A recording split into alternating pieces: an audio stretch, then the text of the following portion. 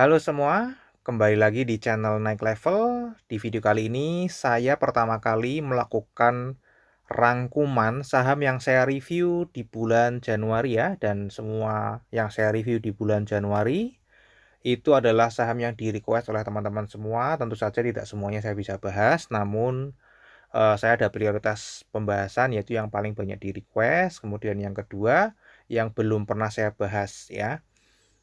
Oke, hari ini saya akan mencoba untuk merangkum total di bulan Januari. Saya sudah membahas ada 26 saham. Ini tanggal-tanggal saya membahasnya. Dan ini harga per review. Dan ini adalah harga saat ini ya, di mana tentu saja belum banyak begitu berubah teman-teman ya, karena masih baru 1 bulan. Nah, tujuannya apa? Saya rangkum ini supaya teman-teman, saya yakin ada yang nggak bisa nonton video saya satu persatu ya. Mungkin nggak punya waktu atau mungkin bosan atau nggak tertarik dengan sahamnya, jadi saya buat rangkuman ya, di mana yang saya rangkum di sini adalah dari fundamentalnya, terutama di risam ya, untuk kinerja jangka panjangnya, kinerja jangka pendeknya itu pastinya year to date ya, dengan laporan kuartal terbaru, kemudian valuasinya menurut earning yield, kemudian harga wajarnya berapa, saya tulis di sini range-nya. Kemudian ini kalau misalnya dia menurut saya adalah perusahaan yang bertumbuh dengan stabil, saya akan sertakan future value-nya ya. Kemudian dividennya seperti apa? Kemudian estimasi dividen di tahun 2024 atau di next dividennya, dan ini yield-nya dibandingkan dengan harga saat ini ya. Tentu saja kalau di harga review kan sudah tidak relevan lagi, harganya ini akan diupdate. Ya, kemudian dari seasonality-nya ya.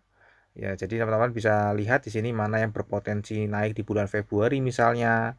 Ya, di sini ada oh sorry, ini salah ya. Saya unfreeze dulu biar lebih enak lihatnya.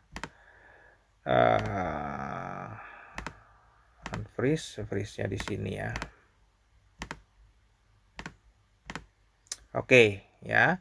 Misalnya di seasonality, misal di bulan Februari ada ZTRX, NISP, kemudian Cefin, kemudian Emior ya. Kemudian ada SCCO. Ya, jadi kira-kira seperti itu. Kemudian ini secara bandarmologinya juga saya update setahun terakhir, ini masih copy paste dari materi ya teman-teman ya. Nanti akan ada update tentu saja 1 tahunnya, ini kan dari Desember ke Desember, Januari ke Januari sudah muncul. Nanti akan saya update, dan di 1 bulan tentu saja ini kan Januari sudah closing, di Februari nanti akan saya update di Februari. Ya, kemudian di technical ini juga nanti akan saya update secara berkala seminggu sekali, khusus untuk teman-teman yang join di membership yang sudah saya buat teman-teman ya. Jadi ini saya 1 bulan sekali hanya akan merangkum 1 kali, kemudian akan saya update setiap minggu itu di channel di video khusus untuk member ya. Dan kemudian di sini saya tambahkan 2, ada action dan resiko ya. Action ini misalnya ya, ini mohon maaf ya, ini bukan bermaksud yang di avoid berarti jelek, enggak ya. Ini benar-benar ya hanya murni pendapat saya, sekali lagi saya juga bisa salah ya. Misalnya di avoid kenapa, karena mungkin harga review 50, harga saat ini 50, kinerjanya masih naik namun harganya terlampau mahal menurut saya ya. Harga wajarnya ya 1-2 rupiah. Belum pernah juga membagikan dividen ya. Bandarmologi sedang akumulasi namun 1 bulan sedang distribusi, masih tidur 50. Ini saya hindari ya. Saya menghindari saham-saham yang seperti ini dan resikonya tinggi juga ya. Ini untuk hold, wait, nanti saya akan beli contoh ya. Kemudian untuk resiko ini juga ada tinggi. Resiko ini saya gabungkan dari fundamental dan bandarmologi. Dari fundamental tentu saja saya akan cek dari kelangsungan bisnisnya. Kira-kira ini bisnisnya mesti jangka panjang atau tidak. Misalnya untuk sektor energi batubara misalnya, ini cadangannya masih berapa lama? Apakah misalnya Demas gitu ya. Demas ini di sini sedang karena kemarin lahannya mulai berkurang. Ya, sedang. Jadi dari sisi fundamental kelangsungan bisnisnya itu saya pertimbangkan, kemudian kinerjanya apakah turun naik ya. Terus ada potensi-potensi corporate action yang menyebabkan ini naik atau turun. Kemudian dari hutangnya tentu saja teman-teman ya, resiko dari hutang atau resiko gagal bayar juga saya masukkan di sini. Ya, selain dari fundamental, saya juga memasukkan bandarmologi, ya dari pengendalinya apakah sedang exit atau sedang buang barang atau tidak. Ya, ini kan hanya akumulasi dan distribusi ya. Ini hanya untuk trading, akumulasi distribusi, namun untuk resiko itu adalah pengendalinya yang saya pantau. Ya, pengendalinya apakah scriptless atau tidak, kemudian apakah ada penjualan barang atau tidak, semacam itu. Kemudian yang kedua adalah kepemilikan retailnya seperti apa, apakah dominan atau ada bandarnya atau tidak gitu ya. Ya, itu kira-kira resiko ya, ini masih awal jadi pastinya masih banyak kekurangan, nanti akan saya upgrade pelan-pelan seiring berjalannya dengan waktu. Nah, ini saya kasih contoh teman-teman ya. Di sini saya ada saham yang 50 ya, tidur di 50, ini saya coba ini ya. Saham yang tidur di 50 saya ada bahas 5 saham yang 50 dan dari 5 saham ini 4 saya hindari. Artinya saya pribadi tidak akan pernah melirik saham ini dulu ya sementara. ASA, HDIT, Taksi dan Saki. Ya, kenapanya teman-teman bisa cek lah ya, bisa cek di YouTube saya sudah bahas. Kemudian ada call, ini yang saya wait ya. Call saya wait. Kenapa kok di wait? Nah, tapi resikonya juga tinggi. Kenapa kok di wait? Ya silakan teman-teman tonton kalau belum nonton saham call ya. Pasti di sana sudah ada penjelasannya teman-teman ya. Nah, kemudian ada saham yang saya sorry. Ini ada saham yang saya pilih untuk misalnya buy ya. Nah, ada 3 saham nih ya, saya actionnya adalah buy. Ya, itu adalah NISP, NRCE dan MYOR ya. Kenapa kok saya buy? Tentu saja teman-teman pasti akan tahu kalau teman-teman sudah nonton analisa videonya ya. Ini saya kasih rangkumannya saja di sini. Ya, misalnya ini ENRC ya teman-teman ya. Ini Energi Mega Persada, maaf kalau nggak kelihatan ya, kecil ya. Ya, ini di sini waktu itu saya menganalisa harganya masih harga 232. Ya, menganalisa dia akan turun ke 210.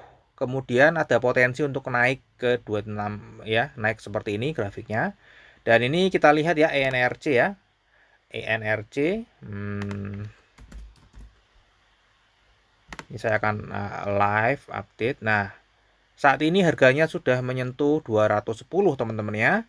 Sudah menyentuh 210. Jadi ini menurut prediksi analisa saya ini akan memantul ke atas ya.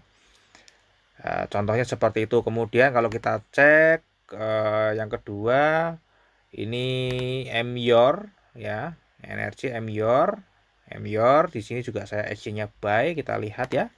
MYOR ya, waktu itu saya prediksi akan turun ke 2230, kemudian dia akan memantul ke atas ya. Kita cek di sini MYOR.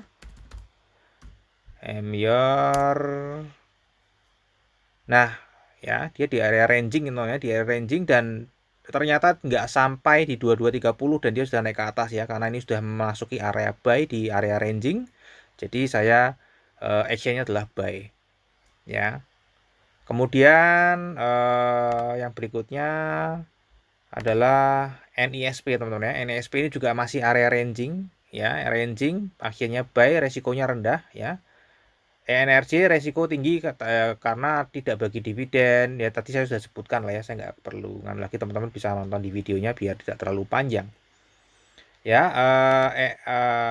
MYOR ya waktu itu sorry apa NISP ya, ini sedang ranging di area sini ya, namun ini sudah mulai naik ke atas ya. Jadi saya prediksi bisa naik ke 1320, turun kemudian dia akan naik ya. Kalau kita lihat di sini NISP ya, ini tanggal di mana saya review ya. Dia sempat naik turun meskipun tidak sampai 1320 ya, turun dan dia mantul lagi dari MA50 ya. Jadi ini saya sudah apa ya, kalau saya pribadi itu ini bukan ajakan ya. Saya pribadi pastinya sudah ambil posisi buy ya. Oke, ini contoh yang buy teman-teman ya, contoh yang buy. Kemudian untuk yang hold misalnya ya, saya kasih contoh yang hold ya, ada 2 Telkom sama BRIS ya. Telkom sama BRIS hold, resiko rendah dua-duanya teman-teman ya. Nah, kita lihat di sini Telkom sama BRIS ya. Nah, ini adalah BRIS waktu saya membuat videonya ya, namun memang saya lupa kasih coretan ya, dan saya sudah update di grup Telegram ya. Ini adalah tulisan saya di grup Telegram. Mohon maaf saya lupa memberikan coretan di analisa teknikal. Tapi ke depan arah sahamnya kemungkinan besar ke utara bisa ke 2440 dalam setahun ke depan. Tentu saja dengan koreksi terlebih dahulu. Ya, waktu ini harganya ada di 2070. Ya, untuk BRIS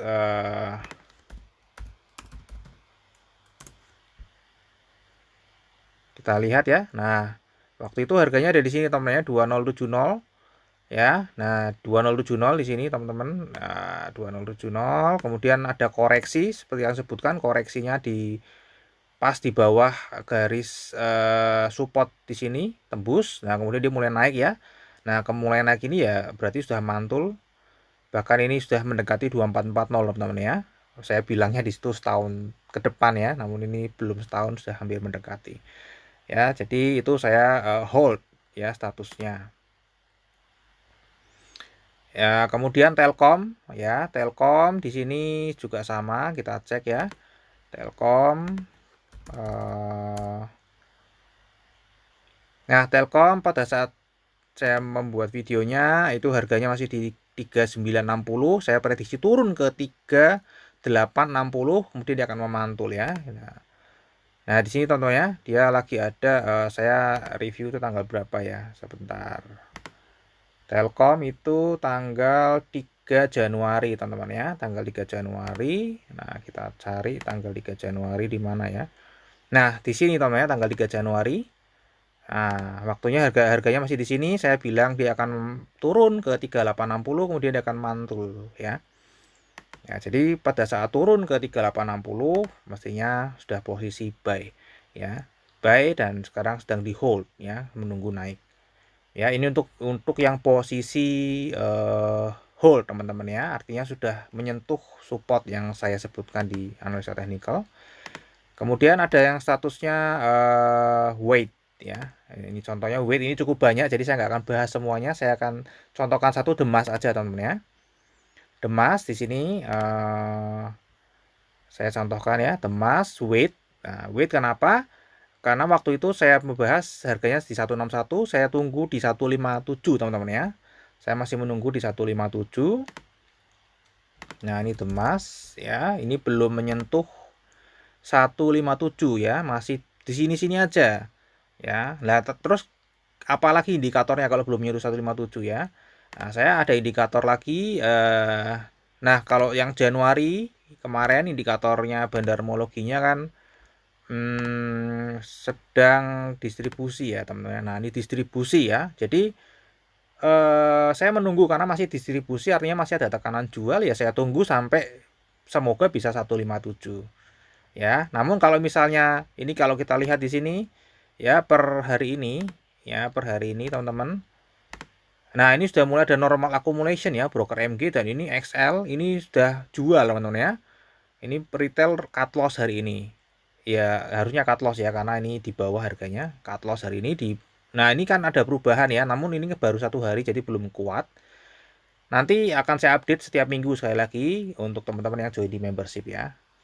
Saya akan update setiap minggu. Kalau teman-teman update misalnya ini akumulasi sudah mulai akumulasi berubah, berarti nggak perlu menunggu di 157 ya, karena kalau sudah diakumulasi artinya tekanan jual sudah hilang dan tinggal menunggu beli ya teman-teman ya.